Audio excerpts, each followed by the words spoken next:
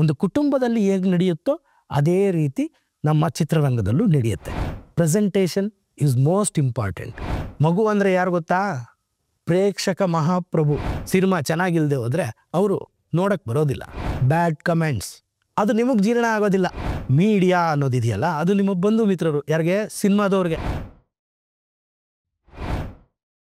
Investing in cinemas without cinema knowledge is injurious to you, your family and the audience too. ಚಿತ್ರರಂಗ ಒಂದು ಕುಟುಂಬ. ಹೇಗೆ ಏನು ಅಂತ ನೋಡೋಣ ಬನ್ನಿ.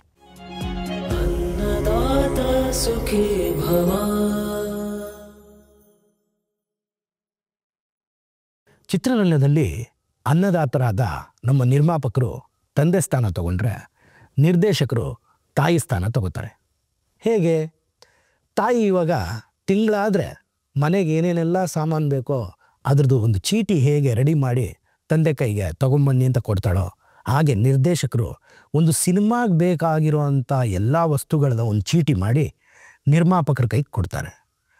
ಅಪ್ಪ ಆದವನು ಚೀಟಿ ತೊಗೊಂಡು ಕೂಡಲೇ ಹೋಗಿ ಎಲ್ಲಿಂದ ಅಂದರೆ ಅಲ್ಲಿಂದ ಸಾಮಾನು ತಂದು ಹಾಕ್ಬಿಡ್ತಾನೆ ಮನೆಗೆ? ಇಲ್ಲ. ಯಾಕೆ ಹೇಳಿ? ಅವನು ಫಸ್ಟು ಎಲ್ಲಿ ಅದು ಕ್ವಾಲಿಟಿ ಇದೆ, ಎಲ್ಲಿ ಅದರ ರೇಟು ನಮಗೆಟುಕುವ ಒಂದು ಬೆಲೆಗಳಲ್ಲಿದೆ ಅದನ್ನೆಲ್ಲ ನೋಡಿ ಮಾರ್ಕೆಟ್ ಸುತ್ತಾಡಿ ಎಲ್ಲ ಸಾಮಾನುಗಳನ್ನು ಖರೀದಿ ಮಾಡಿ ಮನೆಗೆ ತಂದು ಹಾಕ್ತಾನೆ. ಮನೆಗೆ ತಂದು ಹಾಕಿದ ತಕ್ಷಣ ಅಮ್ಮ ಏನು ಮಾಡ್ತಾಳೆ? ಅದನ್ನು ಎಲ್ಲ ಡಬ್ಬಗಳಲ್ಲಿ ತುಂಬಿ ಎಲ್ಲ ಮಾಡಿ ಅಡುಗೆ ಮಾಡೋಕ್ಕೆ ಅವತ್ತಿನ ದಿನಕ್ಕೆ ಏನು ಬೇಕೋ ಆ ಪದಾರ್ಥಗಳನ್ನ ತಗೊಂಡು ಬಳಸಿ ಅಡುಗೆ ಮಾಡ್ತಾಳೆ. ಅದೇ ರೀತಿ ನಮ್ಮ ನಿರ್ಮಾಪಕರು ಚಲನಚಿತ್ರಕ್ಕೆ ಏನು ಬೇಕೋ ಅದನ್ನೆಲ್ಲ ಒದಗಿಸ್ಕೊಟ್ಟಾಗ ನಿರ್ದೇಶಕರು ಅದರಲ್ಲಿ ಏನೇನು ಅವತ್ತಿನ ದಿವಸಕ್ಕೆ ಅವಶ್ಯಕತೆ ಇದೆಯೋ ಅದನ್ನು ತೆಗೆದು ಅವತ್ತಿನ ಕೆಲಸಗಳನ್ನ ಮಾಡ್ತಕ್ಕದ್ದು. ಒಂದು ಕುಟುಂಬದಲ್ಲಿ ಹೇಗೆ ನಡೆಯುತ್ತೋ ಅದೇ ರೀತಿ ನಮ್ಮ ಚಿತ್ರರಂಗದಲ್ಲೂ ನಡೆಯುತ್ತೆ. ಅಮ್ಮ ರುಚಿಯಾಗಿ ಅಡುಗೆ ಮಾಡಿ ಅದನ್ನ ಒಂದು ಪಾತ್ರೆಯಲ್ಲಿ ಇಟ್ಬಿಟ್ರೆ ಸಾಕ? ಸಾಲಲ್ಲ. ಬಾಳೆ ಎಲೆನ ಹರಡಿ ಅದರಲ್ಲಿ ಉಪ್ಪು, ಉಪ್ಪಿನಕಾಯಿ, ಕೋಸಂಬರಿ, ಪಲ್ಯ, ಅನ್ನ, ಸಾಂಬಾರು, ಅದಕ್ಕೆ ತುಪ್ಪ, ಜೊತೆಗೆ ಹಪ್ಪಳ ಎಲ್ಲ ಇಟ್ಟು ಊಟಕ್ಕೆ ಕರೆದ್ರೆ ಎಷ್ಟು ಚೆನ್ನಾಗಿರುತ್ತೆ. Presentation is most important. ಯಾಕೆ ಅಂತ ಹೇಳ್ತೀನಿ. ಪ್ರೆಸೆಂಟೇಷನ್ ಇದ್ದಾಗಲೇ ನಿಮ್ಮ ಅರ್ಧ ಕೆಲಸ ಮುಗ್ದಂಗೆ. ಅಂದರೆ ರುಚಿಗೆ ಫಸ್ಟು ಪ್ರೇಕ್ಷಕ ಯಾರು ಗೊತ್ತಾ? ಕಣ್ಣುಗಳು.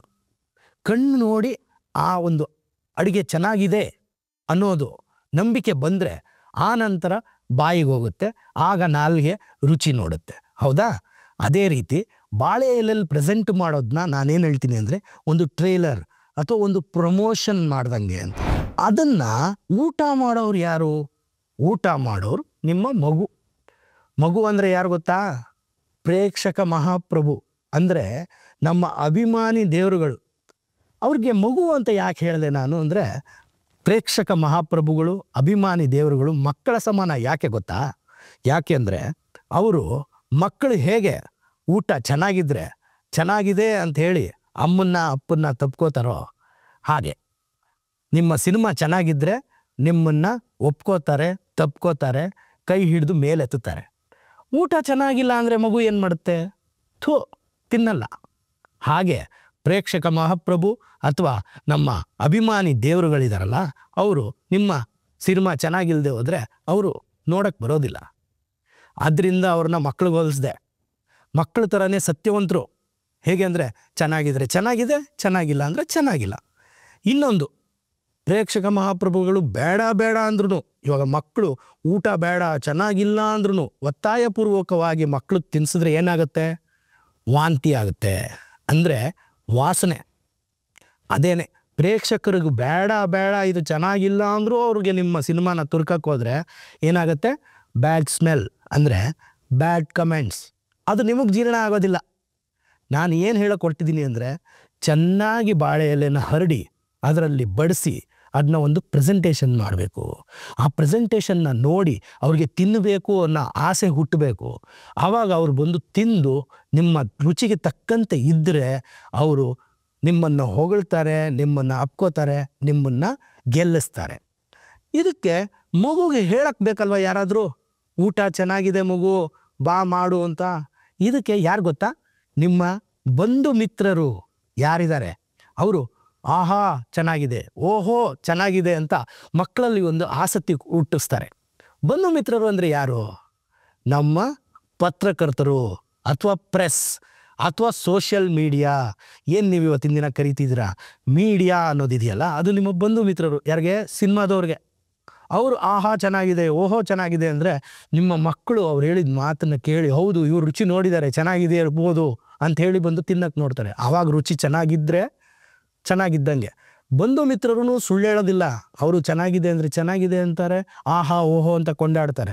ಚೆನ್ನಾಗಿಲ್ಲ ಅಂದರೆ ಚೆನ್ನಾಗಿಲ್ಲ ಅಂತಾರೆ. ಅದರಿಂದ ನಿಮ್ಮ ಹೋಮ್ ವರ್ಕ್ ಸರಿ ಇರಬೇಕು. ರುಚಿ ಆಗಿ ಅಡುಗೆ ಮಾಡೋಕ್ಕೆ ಬರಬೇಕು. ಅದಕ್ಕೆ ಏನು ಬರಬೇಕು ಅದನ್ನು ತಿಳ್ಕೊಬೇಕು. ಇವಾಗ ಡೈರೆಕ್ಟ್ರು ಯಾರು? ಅಮ್ಮ ಅಂತ ಹೇಳಿದೆ ಅಂದರೆ ಅಮ್ಮನ ಹತ್ರ ರೆಸಿಪಿ ಇರುತ್ತೆ. ರೆಸಿಪಿ ಅಂದರೆ ಈ ಕಡೆ ಡೈರೆಕ್ಟ್ರಿಗೆ ಕತೆ ಇರುತ್ತೆ. ಆ ರೆಸಿಪಿನ ಇಟ್ಕೊಂಡು ಒಳ್ಳೆ ಅಡುಗೆ ಮಾಡಿ ಬಡಿಸಿದಾಗ ನಿಮ್ಮ ಬಂಧು ಮಿತ್ರರಿಗೂ ಇಷ್ಟ ಆಗುತ್ತೆ, ಅವರು ನಿಮ್ಮ ಮಕ್ಳಿಗೂ ತಿನ್ನೋಕೆ ಹೇಳ್ತಾರೆ, ಆ ಮಕ್ಕಳು ತಿಂತಾರೆ. ನಿಮ್ಮ ಮಕ್ಕಳು ತಿಂದಾಗ ಅಕ್ಕಪಕ್ಕದ ಮನೆ ಮಕ್ಳಿಗೂ ಹೇಳ್ತಾರೆ, ಅಕ್ಕಪಕ್ಕದ ಊರಿನ ಮಕ್ಳಿಗೂ ಹೇಳ್ತಾರೆ. ಎಲ್ಲ ಬಂದು ರುಚಿಕರವಾಗಿ ಅದನ್ನ ಸೌದಾಗ ನೀವು ಗೆಲ್ತೀರ. ಇದಕ್ಕೋಸ್ಕರನೇ ನಾನು ಹೇಳಿದ್ದು ನಮ್ಮ ಚಿತ್ರರಂಗ ಒಂದು ಕುಟುಂಬ ಇದ್ದಂಗೆ ಅಂತ. ಅರ್ಥ ಆಯ್ತಾ? ಚಿತ್ರರಂಗ ಒಂದು ಕುಟುಂಬ ಹೇಗೆ ಅಂತ ಗೊತ್ತಾಯ್ತಲ್ವಾ? ಇನ್ನು ಮುಂದಿನ ಎಪಿಸೋಡಲ್ಲಿ ನಾನು ಮಾತಾಡೋಕೊಟ್ಟಿರೋದು unlearn everything before you learn something for good.